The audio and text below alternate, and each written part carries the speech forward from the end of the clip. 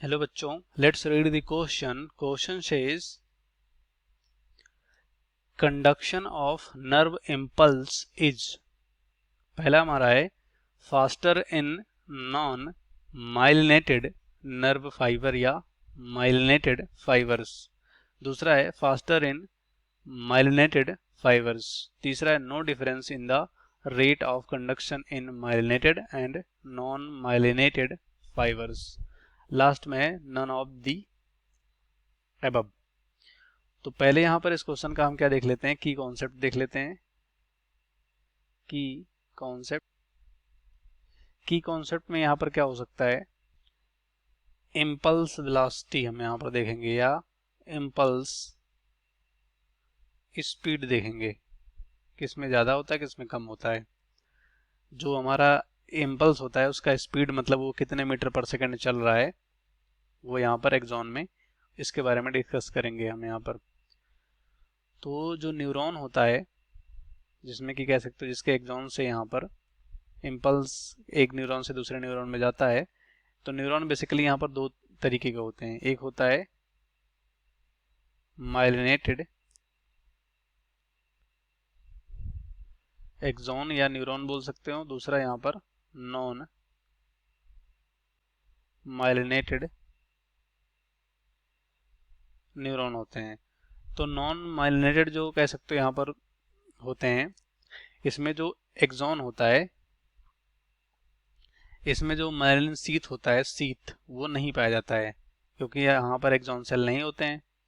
Sorry, यहाँ पर कह सकते हो स्वान सेल नहीं होते हैं क्योंकि स्वान सेल से ही माइलिन शीथ का सिक्रेशन होता है। तो माइलिन शीथ यहाँ पर क्या होता है, अब्सेंट होता है। और जो माइलिनेटेड न्यूरॉन या एक्सॉन होता है, यहाँ पर स्वान सेल पाए जाते हैं, जिससे कि यहाँ पर क्या होता है, शीथ जो होता है प्रेजेंट होता है। अब ये शीथ यहाँ पर इंसुलेटर की तरह काम करता है। किसकी तरह?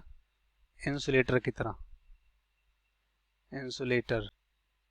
तो हम कह सकते हैं कि ये जो माइलिनेटेड है इसमें शीथ इंसुलेटर की तरह काम करता है, जिससे कि यहाँ पर कह सकते हो माइलिनेटेड में जो इम्पल्स की स्पीड होती है वो बढ़ जाती है। क्यों बढ़ जाती है ये समझते हैं।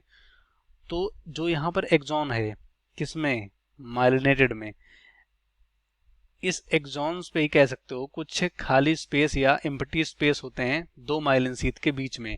तो दो माइलिन शीथ के बीच में जो एम्प्टी स्पेस होते हैं उसे बोलते हैं नोड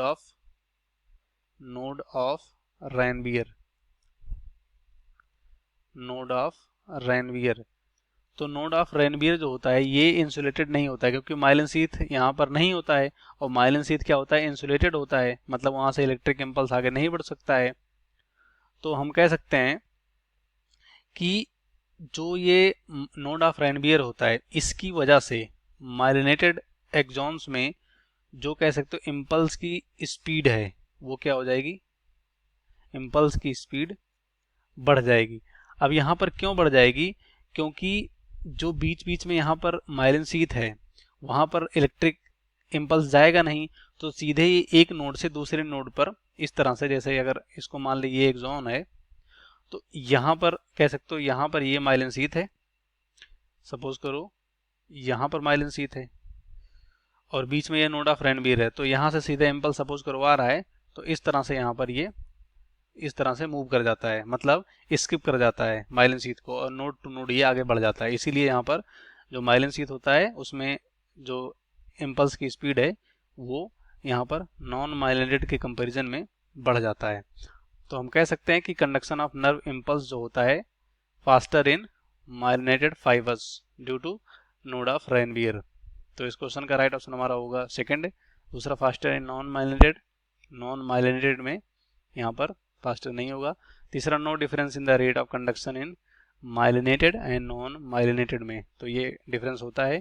और लास्ट में नन ऑफ दी अबव, तो ये भी गलत हो जाएगा। इस क्वेश्चन का राइट ऑप्शन हमारा होगा सेकंड, बाकी यहाँ पर सभी गलत हो जाएंगे। Hope you understand it well. Best of luck, thank you.